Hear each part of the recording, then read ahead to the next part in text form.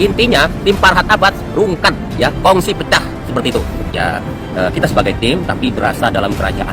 Jadi segala sesuatunya kita harus ikut titah dan perintah raja. Kita ini lawyer, kita ini advokat, profesi kita sama. Ya walaupun dia lebih terkenal, dia belum tentu ilmunya mungkin tinggi saya. Seperti itu. Intinya tim Farhat Abbas rungkat ya, kongsi pecah seperti itu.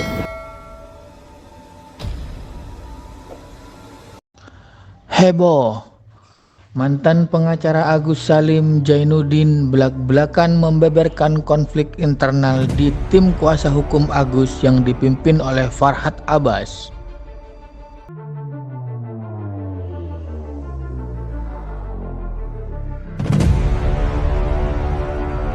Tanggal 31 Oktober ini, 31 Oktober 2024, saya mundur sebagai kuasa hukum dari Agus Salim ya.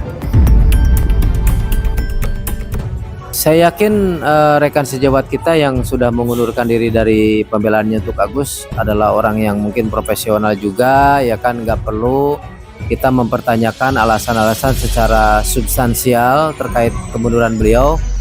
Tapi kalau misalkan beliau punya pendapat lain ketika pengunduran diri beliau adalah ada hal-hal yang tidak sejalan dengan tim, nah tentunya kita juga di dalam pembelaan ini punya ketua tim yaitu Bang Farhat Abbas, dan kita selalu menjunjung tinggi apa yang beliau sarankan, apa yang beliau sampaikan.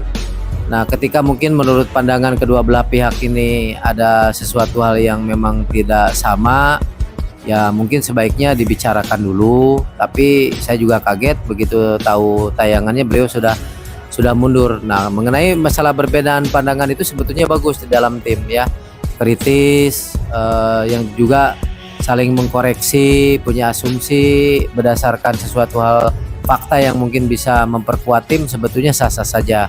Tapi mungkin ada alasan beliau, juga mungkin alasan kebijakan dari ketua tim, ya saya juga mengikuti apa yang menjadi tanggung jawab pribadi masing-masing. Tapi saya pribadi di sini saya masih tetap fight, saya sebagai kuasa hukumnya dari Agus.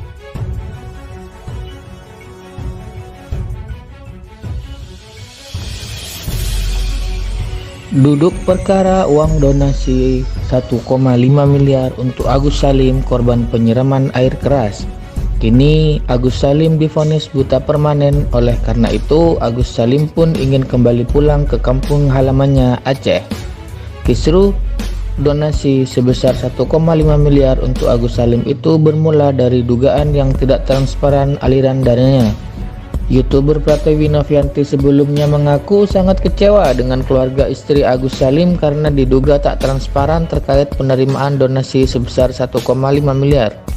Uang donasi yang sudah diterima Agus itu ternyata tak digunakan untuk berobat, melainkan untuk keperluan lainnya hingga membayar hutang rumah di bank. Kini Elmi Nurmala, istri Muhammad Agus Salim, korban penyiraman air keras oleh karyawannya, kini menyampaikan permintaan maaf kepada Pratewi Novianti. Pratewi Novianti pun lantas mengundang Agus dan keluarga ke kediamannya pada Senin 12 Oktober 2024.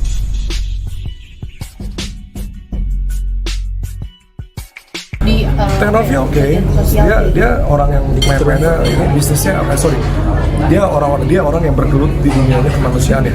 Kesibukan dia bergelut di dunia kemanusiaan yang setahu saya dulu urusannya tuh yang ODGJ terus. Yang saya tahu lagi kemarin lebih menjadi meledak itu yang waktu dari podcastnya Bang Denny Sumargo itu. Saya tahunya dari situ ya. Sebelumnya saya lihat kalau di Instagramnya sudah ramai, sekarang Instagramnya hilang juga kan, tahu kan? Yang saya tahu ya mainnya di dunia kemanusiaan, yang jiwanya sosial. Tapi saya pribadi tahu Novi lebih detail ketika di podcastnya Bang Denny. Tapi ketika Novi di sudut seperti ini, itu Mas Mir percaya atau enggak? Nah, saya kalau boleh saya sedikit kasih pendapat hukum ya, karena saya lawyer juga ya. Saya yakin 100% bahwa pasal-pasal yang diterapkan kepada Novi itu seharusnya tidak bisa dikenakan. Kalau bicara pencemaran nama baik, itu kan ada undang-undangnya ya, bunyinya jelas. Setiap orang boleh menuduh kok. Yang penting dibuktikan dengan fakta ya. Novi katanya kan sudah ada faktanya, mutasyarikan di korannya semua jelas. Terus nanti ada katanya indikasi mau dilaporkan penggelapan. Itu kan kalau kita jelas bunyinya kan barang siapa dengan sengaja melawan hukum memiliki, dia kan menguasai ya. jangan dilupakan juga kenapa bisa dikuasai oleh Teh Novi adalah karena sebelumnya uang tersebut dipergunakan bukan untuk kepentingan pengobatan mata kan gitu kan. Yang selanjutnya soal tentang pemerasan, itu bahasa hukumnya jelas kok. Barang siapa dengan sengaja menghukum untuk menguntungkan diri sendiri, sekarang unsur ini menguntungkannya terpenuhi nggak kan gitu. Sedangkan uangnya aja masih utuh kok. Ya mungkin gitu. Saya yakin lah, kalau saya boleh berpendapat kan, saya yakin LP-nya nggak akan ada yang jalan satu pun. Berarti abang sendiri menyarankan untuk lebih baik mencabut aja ya? Dia mau mencabut kalau nggak hak dia ya bang ya. Tapi saya yakin, boleh kan saya berkeyakinan berdasarkan literatur saya tidak akan ada satu laporan polisi kepada Novi yang akan eksidik, saya yakin ya. Saya yakin kenapa? Karena kita bisa ngukur kok dari undang-undangnya, dari faktanya, unsurnya bisa dikaji kok semua.